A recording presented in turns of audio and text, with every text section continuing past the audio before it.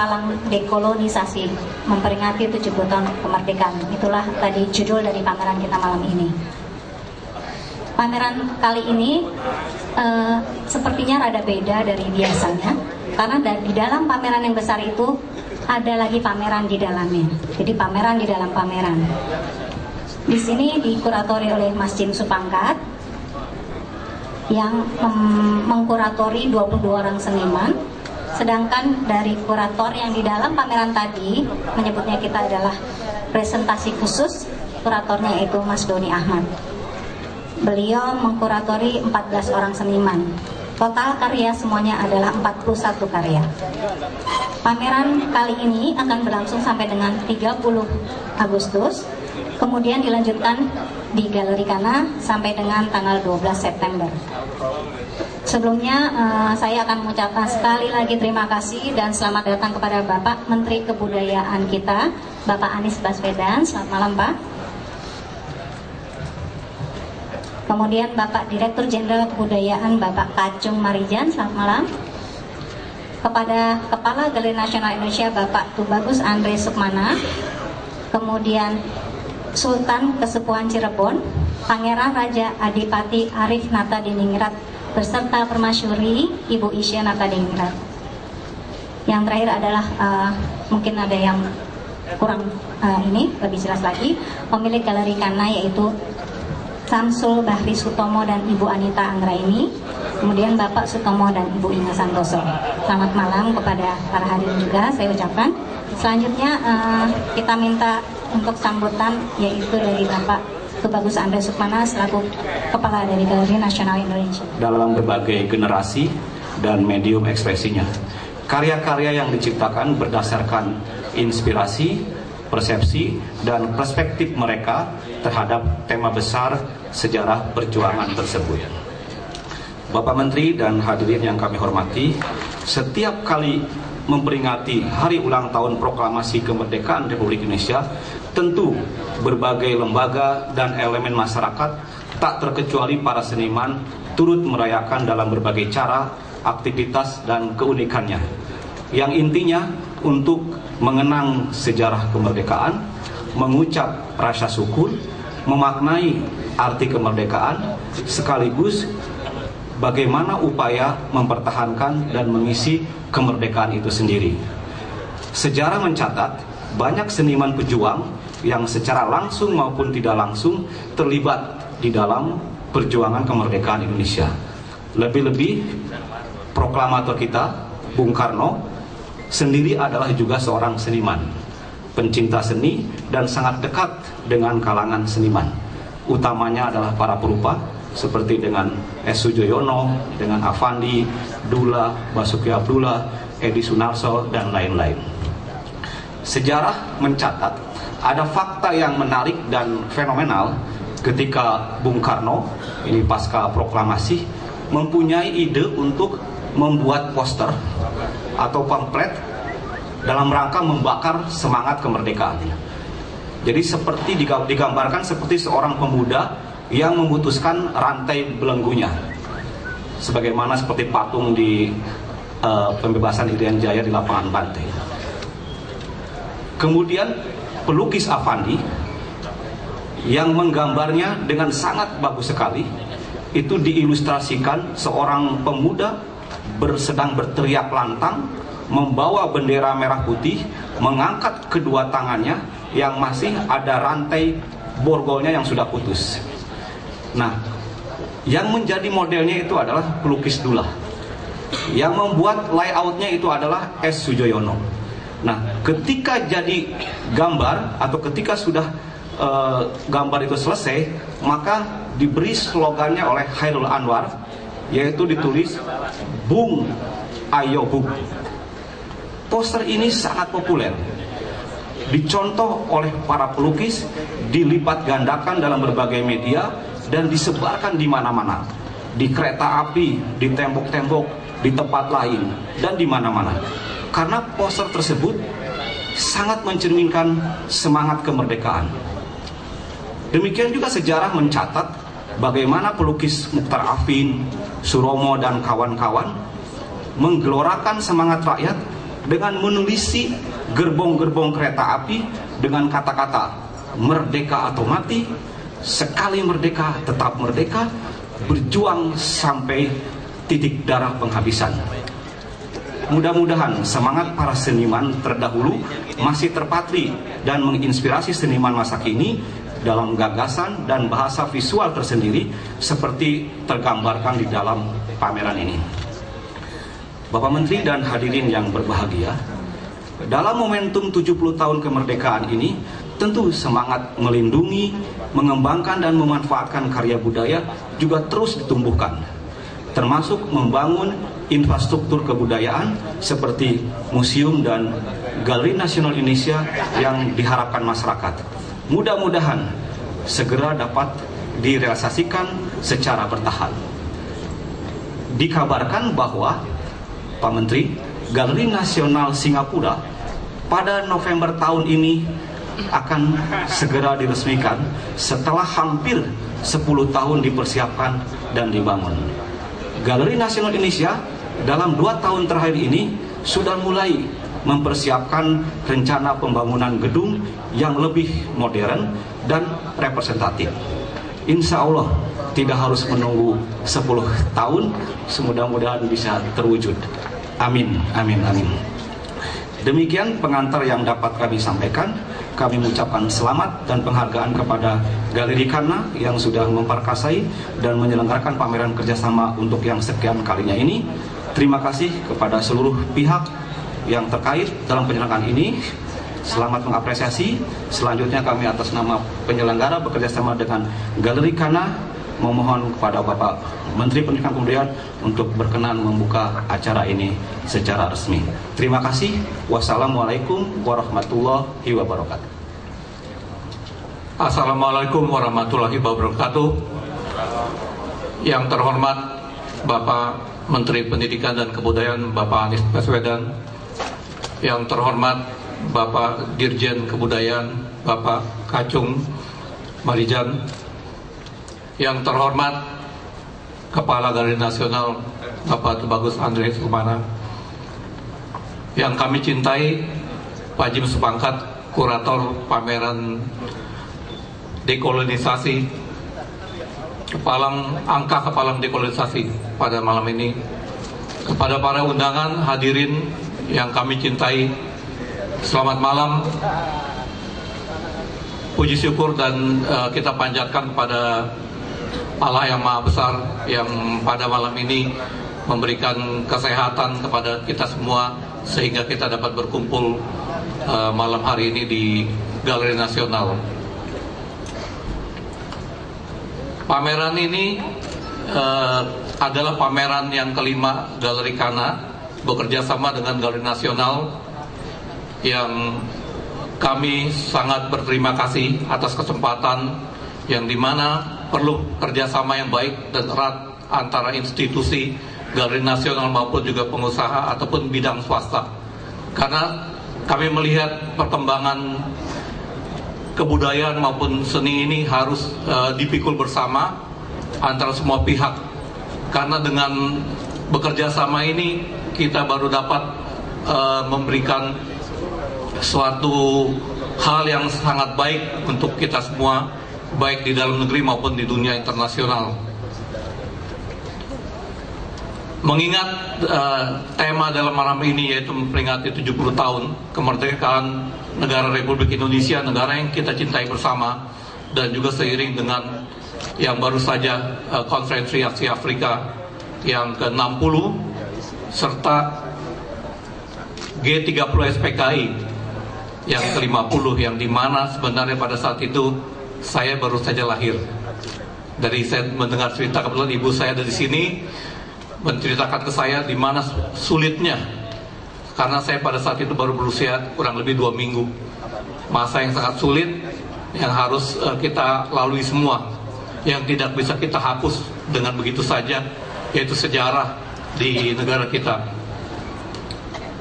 Kemudian juga saya secara pribadi melewati masa-masa yang lumayan up and down dari negara kita, ya, dimana terjadi suatu reformasi pada tahun 98 yang mungkin sangat menyakitkan dan menyedihkan kita karena terjadi kemunduran baik secara ekonomi maupun moral dari negara kita. Tapi saya harapkan ke depan akan jauh lebih baik lagi dengan para pimpinan dari negara kita, kepala negara kita yang kita cintai, Bapak Jokowi dan Bapak Yusuf Kala, dan juga jajaran kementerian, saya yakin akan memberikan kebangkitan yang lebih baik. Dari sisi ekonomi, mungkin saya juga melihat terjadi keterpurukan. Saya sudah melewati juga karena kebetulan di samping sebagai pengusaha galeri, saya juga menjalankan bisnis di pasar di real, di pasar yang dimana saya juga seorang pengusaha yang juga sudah mengalami up and down, masa baik, masa yang cukup sulit. Seperti saat ini, ya mungkin kita semua merasakan juga dunia sudah mulai adanya suatu perubahan, ya, krisis ekonomi sudah mulai kita rasakan juga dengan adanya pergerakan mata uang US dollar yang begitu strong, yang hampir kembali seperti tahun 98. Tapi saya percaya dengan kesadaran bersama dan juga dengan kebersamaan dan juga semuanya akan bisa membawa kita ke lebih baik lagi. Dari perkembangan sejarah seni rupa di Indonesia, tahun 2005 sampai tahun 2009 itu adalah suatu kemajuan yang cukup berarti bagi pelaku seni di Indonesia ini, karena pada saat tersebut banyak sekali aktivitas-aktivitas yang kita lakukan dalam mempromosikan dan memperkenalkan para seniman kita di dunia internasional, baik dari sisi untuk mengikuti art fair di luar negeri, baik itu dimulai dari negara Asia seperti di China, di Hong Kong, kemudian di Korea, Jepang, kemudian juga ada sebagian dari teman-teman kita juga melakukan promosi seni rupa ini sampai ke Amerika maupun Eropa, demi untuk memberikan kesempatan dan peluang kepada semua seniman yang ada di Indonesia ini. Hasilnya sudah kelihatan, jadi artinya banyak sekali sekarang seniman kita, Pak, yang bisa bekerja sama dengan galeri-galeri besar, galeri internasional, dan juga kemudian mereka pun diundang untuk bekerja sama dan mengadakan suatu pameran yang berbobot di suatu institusi maupun museum. Harapan kami adalah untuk pemerintah maupun juga pihak lain yang berinstitusi kiranya bersama-sama, yang dimana wacana dan komersial ini harus berjalan bergandengan.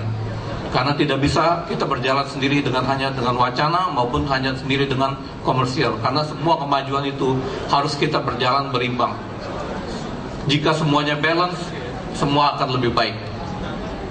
Sekali lagi, kami mengucapkan banyak terima kasih kepada semua seniman yang ikut dalam acara ini, yang dimana ada 36 seniman, 22 yang dikuratori langsung oleh Pak Jim Sepangkat. Kemudian ada 14 seniman yang dikuratori oleh Mas Doni Ahmad dari ITB, dari Bandung, yang memberikan suasana yang sangat berbeda. Mungkin tadi nanti Pak Menteri dan Pak Dirjen bisa menyaksikan langsung, di mana perbedaan tema maupun gaya berkarya maupun usia ini sangat membedakan sekali, yang membuat pameran ini sangat berbeda dari pameran-pameran yang sebelumnya. Kami juga mengucapkan banyak terima kasih kepada tim Galeri Nasional dan juga tim Galeri Kana dan semua pihak yang banyak membantu dalam persiapan acara ini dari awal hingga malam ini. Sekali lagi kami juga mengucapkan banyak terima kasih kepada Pak Menteri atas waktu dengan kesibukan Bapak dapat hadir di tengah-tengah kami. Terima kasih. Wassalamualaikum warahmatullahi wabarakatuh. Yang terhormat Pak Anies, yang terhormat Pak Kacung, yang terhormat Bapak Sultan Kasepuhan Cirebon bersama Ibu, bersyukur bisa hadir pada malam ini. Yang terhormat Kepala Galeri Pak Tubagus Andre, yang tercinta Pak Tommy dan Ibu Inga, para seniman yang mengikuti pameran ini dan satu orang kurator yang terlibat dalam pameran ini. Selamat malam dan salam sejahtera. Pameran ini tentunya tadi sudah diuraikan berkaitan dengan upaya memperingati 70 tahun kemerdekaan. Namun tema yang kami pilih bukan hanya sekedar merayakan, tapi dari berbagai diskusi yang saya lakukan dengan Galeri Nasional dan pihak Galeri Kanada juga dengan beberapa seniman adalah mengangkat sejarah. Seperti kita ketahui, sebetulnya sejarah seyogianya menjadi domain publik juga. Kalau kita bandingkan, sejak pemilihan presiden yang lalu, politik telah menjadi bagian dari publik. Bahwa dunia bukan lagi dunia politik para politikus, tetapi sudah menjadi milik publik, domain publik. Di masa lalu banyak sekali di antara masyarakat kita, khususnya para ibu yang buta politik, di masa-masa sekarang itu sudah tidak hanya memberikan suara, tetapi mengerti dan ikut mendiskusikan dan mempunyai pendapat yang cukup canggih mengenai seluk-beluk politik. Dan saya kira pada pameran ini saya bersama Doni maupun para seniman bukan sejarawan, tetapi bagian dari publik yang mencoba mendiskusikan sejarah dengan pemahaman dan pandangan, dan melihat sejarah sebagai domain publik dan bukan hanya domain para sejarawan. Tema yang kami ambil adalah langkah kemalang dekolonisasi. Pada dasarnya ingin mengetengahkan bahwa kalau kita bicara tentang kemerdekaan Indonesia, munculnya Republik Indonesia selalu berkaitan dengan konflik dua pihak, antara penjajah dan yang dijajah, antara Indonesia dan Belanda. Seolah-olah itu cuma linear terjadi sebuah perjuangan dan berakhir dengan merdekanya Indonesia telah terjadi persengketaan dan perang. Kendati kenyataan itu tidak bisa disangkal, hal yang kurang kita sadari bahwa kemerdekaan Indonesia adalah bagian dari sejarah dunia. Dekolonisasi di dalam sejarah dunia tidak terjadi hanya pada sesudah Perang Dunia Kedua. Dekolonisasi pertama terjadi pada abad ke-19, di mana negara-negara Amerika Latin menjadi merdeka. Sesudah Perang Dunia Pertama terjadi dekolonisasi di Timur Tengah dan Afrika Utara, yang menimbulkan banyak friksi dan sampai sekarang masih berkepanjangan. Dan sesudah Perang Dunia Kedua terjadi dekolonisasi besar-besaran di Asia, termasuk Indonesia. Dan di sana kita bisa melihat bahwa Amerika Serikat yang di masa itu sudah khawatir bahwa revolusi Bolshevik pada Perang Dunia Pertama itu mulai aktif untuk memerdekakan negara-negara di Asia. Partai Komunis cukup aktif di berbagai pergerakan nasionalisme untuk memerdekakan, untuk meraih kemerdekaan. Dan saya kira di dalam kamus Perang Dingin, Amerika akan segera mengkhawatirkan apabila partai-partai komunis ini berpengaruh di Asia dan kemudian bisa menjadikan negara-negara Asia yang merdeka menjadi negara sosialis, maka saya kira 3/4 dunia akan menjadi merah.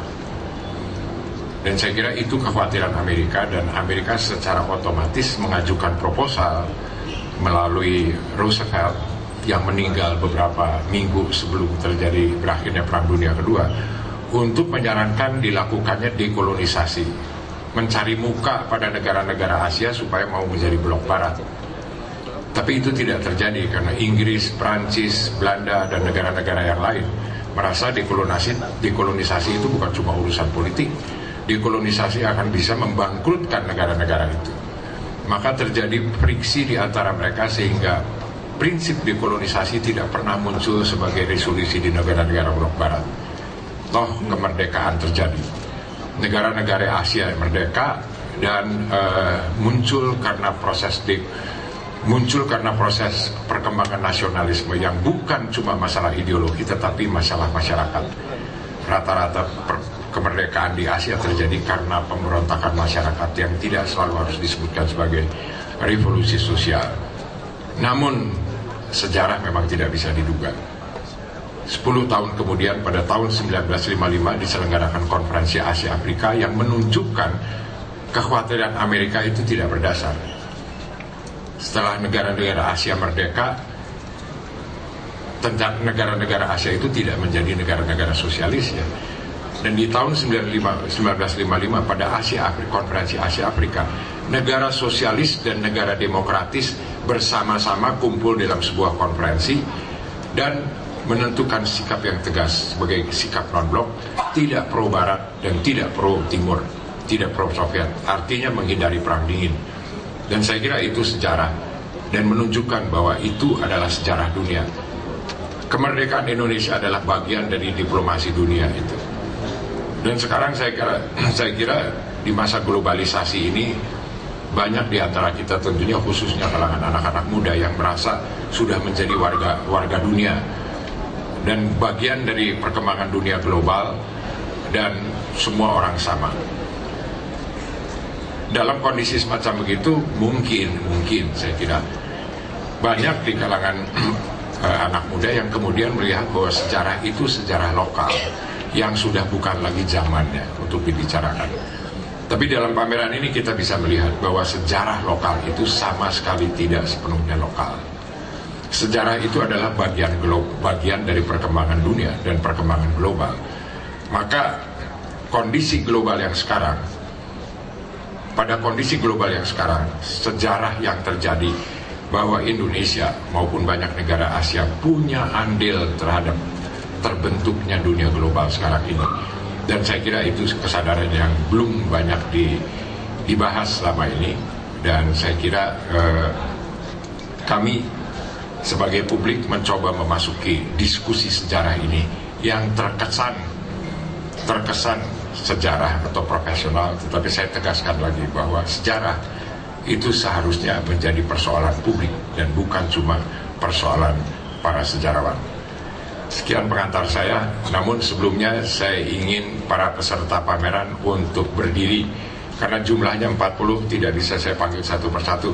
Saya mohon para peserta pameran yang ada untuk berdiri. Inilah para seniman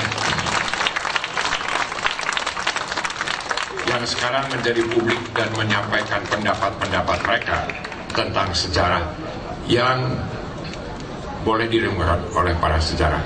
Sekian sambutan saya dan terima kasih. Selamat malam. Yang saya hormati Bapak Kacung Marijan, Dirjen Kebudayaan. Yang saya hormati Bapak Sultan Sepuh ke-14. Yang saya hormati Bapak Tubagus Andre, Pak Jim Supangkat, Pak Tommy dan Bu Inge Santoso, Pak Doni Ahmad, Bapak-bapak, Ibu, para partisipan pameran ini, Assalamualaikum warahmatullahi wabarakatuh. Selamat malam dan salam sejahtera untuk semuanya. Alhamdulillah, 2 hari yang lalu kita merayakan 70 tahun kemerdekaan. Perayaan 70 tahun kemerdekaan ini memang unik karena ini memberikan satu milestone baru dalam perjalanan bangsa Indonesia. Jika kita perhatikan, sebagian dari kita masih ingat upacara detik-detik proklamasi. Itu menjadi upacara yang ditonton oleh jutaan pasang mata di seluruh Indonesia. Dan kalau kita menyaksikan upacara itu, kita flashback sedikit 10, 15, bahkan mungkin 20 tahun yang lalu. Masih banyak peserta upacara di Istana Merdeka yang mengenakan peci Legiun Veteran. Masih banyak hadirin yang hadir saat proklamasi. Tahun ini dan tahun-tahun ke depan kita akan makin jarang menyaksikan upacara peringatan kemerdekaan yang dihadiri oleh saksi hidup peristiwa kemerdekaan. Makin jarang kita menyaksikan. Artinya apa? Artinya kita mulai mencoba untuk melihat peristiwa 17 Agustus 45 di dalam perjalanan ke depan bukan sekedar untuk refleksi ke belakang, tapi proyeksi ke depan. Saya sampaikan pada adik-adik yang menjadi tim paduan suara dan orkes simfoni Gita Bahana Nusantara. Mereka anak-anak muda, belasan tahun umurnya. Kebetulan Kemdikbud yang menyiapkan mereka, timnya Pak Kacung. Saya sampaikan pada mereka, Anda hari ini memperingati peringatan 17 Agustus sebagai anak-anak muda yang membawakan lagu-lagu bernuansa patriotik.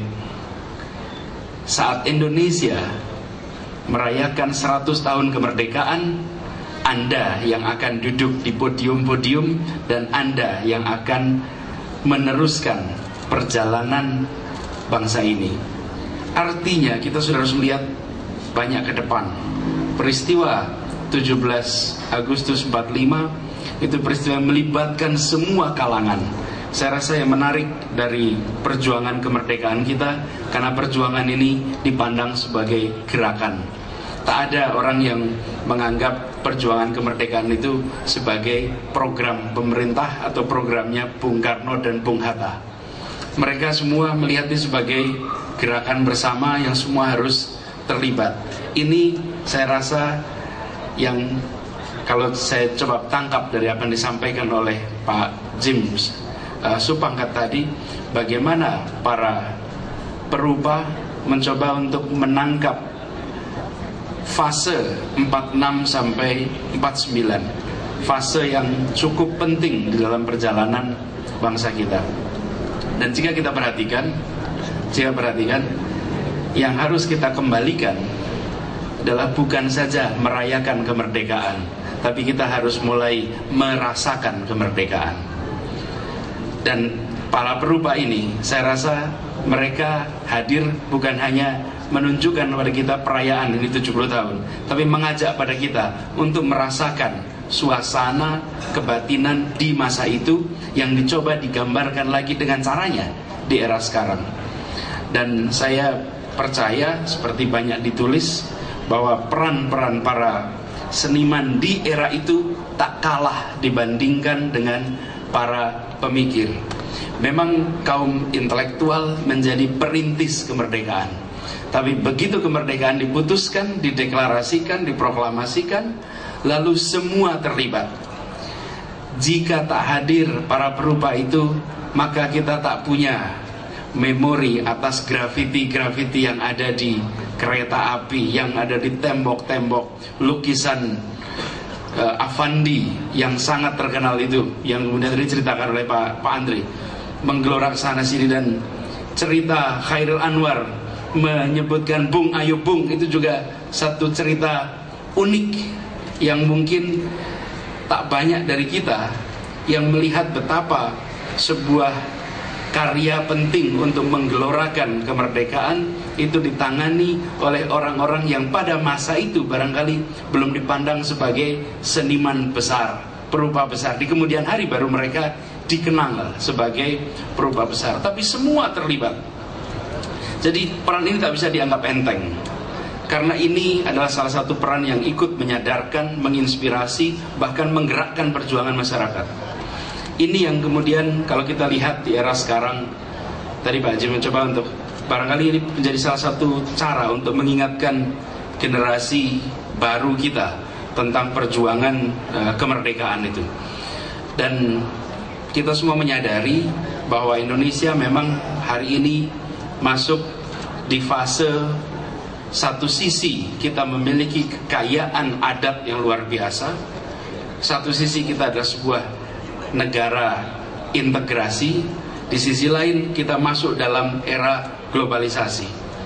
Dan di sini kemudian, kalau dahulu para perupa ini menggelorakan semangat perjuangan, sekarang mencoba, saya interpretasikan ini sebagai usaha untuk mencoba mengajak kita merasakan bahwa kemerdekaan yang kita miliki hari ini adalah sebuah perjuangan semesta yang bisa diinterpretasikan oleh siapa saja sebagai satu chapter terbuka untuk kita pahami sama-sama. Dan ini Bapak Ibu sekalian, menyangkut soal keterlibatan para seniman di dalam proses perjuangan kemarin dan bagaimana karya-karya hari ini mencoba merefleksikan ke belakang, saya ingin mengajak kita semua untuk memberikan apresiasi atas ikhtiar ini. Kalau kita lihat potret Indonesia di masa lalu di mana semua terlibat, hari ini kita harus memberikan ruang yang sama untuk semua terlibat. Saya agak khawatir, kebetulan saya mengurusi pendidikan dan kebudayaan.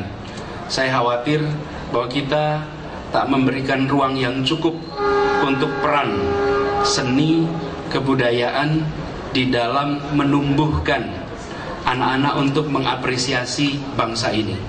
Kita terlalu banyak fokus justru pada komponen intelektual tapi tak pada komponen rasa. Dan ini yang saya rasa harus sama-sama kita kembalikan. Dan pameran ini saya berharap bisa menjadi salah satu inspirasi untuk kita melakukan itu. Dan Bapak Ibu sekalian, jika kita tengok lagi perjalanan selama 70 tahun belakangan ini, tadi disebutkan banyak up and down. Indonesia memiliki catatan banyak tentang berbagai peristiwa. Pak Tommy menyebutkan beberapa situasi yang berat. Tapi Indonesia ini juga satu bangsa yang luar biasa liat. Kalau di sini langkah kepalang dekolonialisasi, Indonesia juga sudah banyak melakukan langkah-langkah kepalang melangkah. Sudah kepalang melangkah kita ini sebagai bangsa. Dia akan jalan terus. Dan saya rasa yang menarik, begitu banyak hari-hari, tahun-tahun, bukan hari-hari ini, tahun-tahun belakangan ini, 10-15 tahunan belakangan ini, di mana pesimisme itu luar biasa kuat. Pak Ayib Rosidi, satu ketika ada silaturahmi dengan beliau, tanya Pak Ayib, bagaimana suasana kebangsaan 40-an, 50-an? Dan apa jawab Pak Ayib? Suasananya sangat optimistik, sangat positif. Suasananya perasaan kita akan maju, kita akan melangkah ke depan. Dan salah satu sebab daripada itu adalah deretan orang-orang berintegritas yang memimpin, yang mereka bisa, kalau bahasa sekarang, mengorbankan segalanya untuk bisa merdeka. Itu satu. Yang kedua, mereka bisa mengkomunikasikan gagasan-gagasan rumit dalam bahasa sederhana yang dipahami publik. Dan yang ketiga, ada partisipasi yang luar biasa dari orang-orang yang menjalankan ini dengan penuh keikhlasan. Jadi efeknya dahsyat. Nah, Ibu sekalian, berapa tahun terakhir ini kita merasakan Indonesia berada dalam gelombang pesimisme. Saya berharap justru para seniman ini tampil ke depan, bukan untuk menggandakan pesimisme. Stok pesimisme kita cukup. Yang kita kurang adalah stok optimisme. Justru kita membutuhkan stok optimisme itu. Bila para seniman dulu terlibat dan menggandakan optimisme, kenapa sekarang tidak terlibat dan menggandakan optimisme? Dan saya ingin garis bawahi, optimis itu bukan pro pemerintah. Optimis itu adalah tentang bangsa. Pro pemerintah itu sikap politik, tidak apa-apa. Menurut saya yang harus dijaga adalah kemampuan membedakan. Optimis dengan pro pemerintah itu harus dibedakan. Yang kedua, bedakan antara pesimis dan kritis. Kritis harus jalan terus, tapi tak perlu pesimis terhadap bangsa. Justru yang harus kita bangun adalah kritis terus pada pemerintah, karena memang pemerintah harus dikritisi, tapi jangan pesimis atas bangsanya. Kritislah pada pemerintahnya, tapi pada bangsanya jangan pesimis. Bila Bung Karno waktu itu berbicara tidak dengan optimisme, rontok percaya diri kita sebagai bangsa. Bung Karno pernah mengatakan, berikan saya 10 pemuda dan saya akan guncang dunia. Bapak Ibu sekalian, tahukah kita bahwa 9 dari 10 pemuda itu buta huruf? Kira-kira daya guncangnya seperti apa kalau orang buta huruf? 9 dari 10. Bung Karno tidak mengatakan itu, kalian semua buta huruf. Itu fakta loh. Statistiknya bilang begitu. Tidak, ditunjukkan spirit yang membuat kita merasa kita menuju sesuatu. Lalu para seniman itu menangkap semangat itu, diturunkan dalam bentuk apa? Perhatikan syair-syair lagu yang ditulis di masa itu. Dahsyat syair-syairnya, kata-katanya itu yang halus, betul-betul bisa merasuk ke dalam rasa kita, yang menggugah, betul-betul berotot pilihan kata-katanya. Jadi ditangkap sebagai sebuah gelora bersama bangkit. Bahwa mereka kritis pada Bung Karno, iya, tapi mereka tak memangkas percaya diri bangsa. Ini yang sekarang harus kita kembalikan. Yang sekarang sering terjadi, justru kita memangkas percaya diri kita sendiri sebagai bangsa. Begitu bicara Indonesia, dimanapun juga, mau hotel bintang 5, mau warteg, mulainya dengan keluhan, problem, kurang, salah, gagal. Republik ini seakan-akan penuh dengan itu. Menurut saya, kita harus ubah ini. Dan Ibu sekalian, saya mengatakan ini bukan karena saya Menteri Pendidikan Kebudayaan. Saya mengatakan ini bertahun-tahun yang lalu. Kebetulan sekarang saya ditugasi di situ. Tapi menurut saya, bangsa ini harus dikembalikan. Dan teman-teman seniman punya tanggung jawab. Saya belum lihat dalam lukisan itu, yang di dalam. Tapi menurut saya, lukisan dalam itu harus menjadi pengingat bahwa ada masa di Republik ini di mana gelora optimisme itu betul-betul membahana kemana-mana. Daya tularnya dahsyat. Dan itu yang harus dikembalikan sekarang. Bila kita bisa kembalikan perasaan positif itu, memang tidak sederhana mengembalikan perasaan positif. Tapi bila itu bisa kita lakukan, saya rasa nuansa yang muncul dan nuansa yang positif untuk mendorong kemajuan di bangsa kita. Dan Ibu sekalian, pada pameran kali ini, lingkup yang menjadi perhatian justru bukan tahun 45, tapi 46 sampai 49. Saya ingin meneruskan sedikit yang disampaikan oleh Pak James Supangkat tadi, bahwa kita punya ruang yang agak terbuka untuk menginterpretasikan peristiwa-peristiwa di era itu. Dan menurut saya ini bukan hanya tugas para sejarawan untuk membuka, tapi justru tugas dari kita semua untuk menengok, karena itulah masa yang sangat menentukan, di mana itu formasi pilihan-pilihan sikap itu ditentukan. Bapak Ibu sekalian, mendeklarasikan merdeka di Jakarta itu satu hal, tapi memastikan bahwa dari ujung barat sampai ujung timur menyatakan mau bersama dengan kemerdekaan itu hal yang tidak kalah rumit. Tidak kalah rumit. Di sini menurut saya periode yang bisa membuktikan kedewasaan pemimpin-pemimpin di seluruh penjuru negeri. Dan ini contoh yang saya percaya jadi inspirasi dunia. Dan kalau lihat peristiwa tahun 55 bukan pemilu, tapi 55 konferensi Asia Afrika, itu adalah ekspresi paling eksplisit dari masyarakat Asia dan Afrika terhadap perjuangan yang dilakukan di tanah ini, yaitu di periode itu. Dan ada satu catatan yang penting untuk kita perhatikan, bahwa ternyata sikap domestik memiliki dampak internasional yang tak kalah besar. Bila tidak terjadi peristiwa Madiun tahun 48, barangkali dunia tak tersadarkan bahwa pemimpin-pemimpin di Indonesia berpikiran sosialis tapi bukan komunis. Untung ada peristiwa Madiun, dalam tanda kutip, untung. Karena peristiwa itu membuktikan pada dunia selama 4 tahun dunia khawatir ini masuk kanan atau ini masuk kiri. Kenapa? Retorikanya sangat sosialistik, retorikanya, tetapi tidak memiliki aliansi dengan blok sampai diuji dengan peristiwa Madiun. Ujian peristiwa Madiun, sikap yang sangat keras dan tegas dari pemerintah di Jogja waktu itu membuat semua berkesimpulan bahwa ini adalah sebuah negeri baru yang mengambil sikap berbeda. Dia tidak, gejalanya tidak ke barat tapi juga tidak ke timur, dan yang jelas dia tidak mau kompromi dengan pandangan-pandangan komunis. Ini satu tes yang saya tidak tahu apakah tergambarkan atau tidak, tapi ini adalah periode yang membuat dunia kemudian rame-rame memaksa Belanda untuk duduk di dalam konferensi meja bundar. Karena jika tidak dipaksa duduk di dalam konferensi itu, dikhawatirkan ini justru menjadi negara yang tak jelas arahnya. Artinya bagi kita sekarang ada kompleksitas domestik, ada kompleksitas global. Kedua itu tak bisa dipisahkan begitu saja.